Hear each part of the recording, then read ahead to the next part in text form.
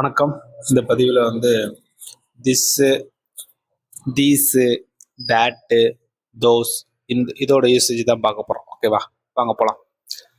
This is A papaya. இப்போ கையில் ஒரு பொருள் வச்சுட்டு சொல்கிறோன்னு வச்சுக்கோங்களேன். This is A papaya. கையில் ஒன்று இருக்குது. இப்போ யூசேஜ் நமக்கு ஆல்ரெடி தெரியும், படிச்சிருக்கோம். ஒரு பொருள் இருக்குது அப்படின்னா நம்ம யூஸ் பண்ணி பயன்படுத்திக்கிறோம். யூசேஜ் நம்ம ஆல்ரெடி படிச்சிருக்கோம். ஏனாலும் ஒரு பொருளை தான் குறிக்கும். ஓகேவா. நெக்ஸ்ட், அப்போ கையில இருக்கக்கூடிய ஒரு பொருளை வச்சு சொல்லும்போது திஸ் இஸ் ஏ பப்பாயா. இப்போ தூரத்துல அதே பொருள் இருக்குன்னா தேட் யூஸ் பண்ணிக்கணும். ஓகேவா, தேட் இஸ் ஏ பப்பாயா. ஏன்னா தெரியல, தெரியும், இஸ் தெரியும். சேம் கான்செப்ட் இங்கேயும். இப்போ கையில ஒரு பிரிஞ்சால் இருக்கு, அப்போ திஸ் இஸ் ஏ பிரிஞ்சால்.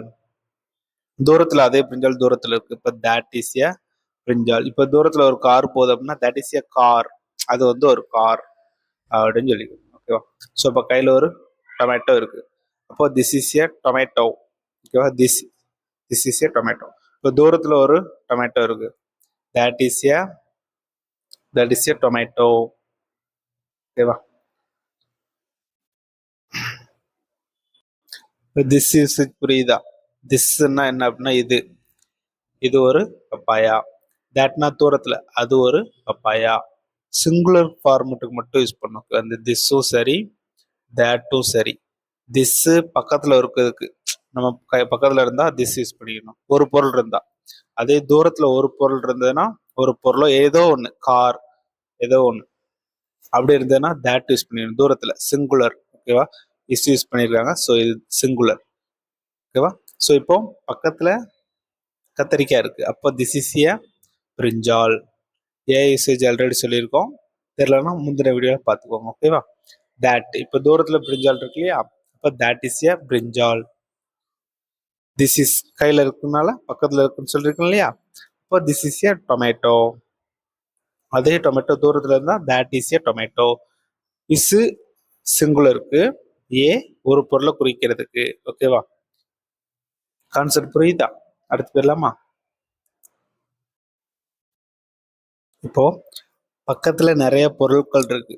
ஓகேவா. இப்போ பன்மையை குறிக்கிறதுக்கு நம்ம பி வெர்பு ஆர் யூஸ் பண்ணிக்கிறோம், யூஸ் பண்ணிக்கிறோம். ஓகேவா. அட் த சேம் டைம் நிறைய இருக்கு, இவைகள். அப்போ தீஸ் பக்கத்துல இருக்கக்கூடியதை சொல்லும்போது தீஸ். ஓகேவா, தீஸ் இவைகள்.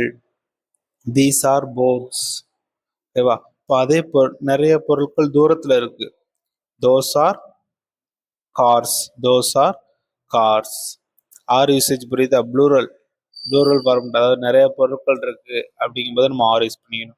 இப்போ ஒரே ஒரு பொருள், ஒரு பையன் அந்த மாதிரி இருந்தாங்க அப்படின்னா இஸ் யூஸ் பண்ணிக்கணும். ஓகேவா. அதுவும் டென்சஸ் படி மாறும், அது அப்புறம் நம்ம பார்த்துக்கலாம். ஓகேவா. ஸோ இப்போ தோஸ் ஆர் கார்ஸ், தூரத்துல நிறைய கார்கள் இருக்கு அப்படின்னா நம்ம என்ன யூஸ் பண்ணிக்கிறோம்? தோஸ் யூஸ் பண்ணிக்கணும். Those are cars. இந்த எஸ் ரொம்ப முக்கியம், ப்ளூரல் ஃபார்ம் இல்லையா. அப்போ அந்த லாஸ்ட்ல எஸ் போட்டோம் அப்படின்னா அது ப்ளூரல் ஃபார்ம். நெக்ஸ்ட் ப்ளூரல் ஃபார்ம்ங்கிறத மென்ஷன் பண்றதுக்கு கார் யூஸ் பண்ணணும். ஓகேவா. நெக்ஸ்ட், பக்கத்துல நிறைய பொருட்கள் இருக்கு, நிறைய கார் அந்த மாதிரி திங்ஸ் எல்லாம் இருக்கு அப்படின்னா தீஸ் யூஸ் பண்ணிக்கணும். பக்கத்துல தீஸ். தூரத்துல இருக்குன்னா தோஸ். ஓகேவா. At the same time plural, அது ப்ளூரல் நிறையனா இருக்கு அப்படின்னு காட்டுறதுக்கு ஆர் யூஸ் பண்ணிக்கணும். ஆர் ப்ளூரல் ஃபார்மெட் அப்படின்னு காட்டுறதுக்கு ஆர் யூஸ் பண்ணிக்கணும்.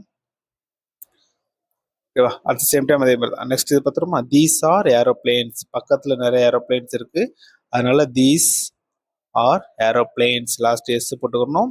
ப்ளூரல் நிறைய இருக்கு, ஆர் போட்டுக்கணும். தீஸ் பக்கத்துல இருக்கு, இவைகள் ஏரோப்ளேன்கள். Those are buses. These are lorries. ஓகேவா. தீஸ் ஏக்கு யூஸ் பண்ணிருக்காங்க புரியுதா? தீஸ்னா பக்கத்துல, தோஸ்னா தூரத்துல. ஓகே, அதுக்கு தான் அந்த அம்புக்குறி கொடுத்துருக்காங்க. இது டவுட் இருந்தா நீங்க மெசேஜ்ல சொல்லுங்க, நான் உங்களோட டவுட்டை கிளியர் பண்றேன். ஓகேவா. தேங்க்யூ.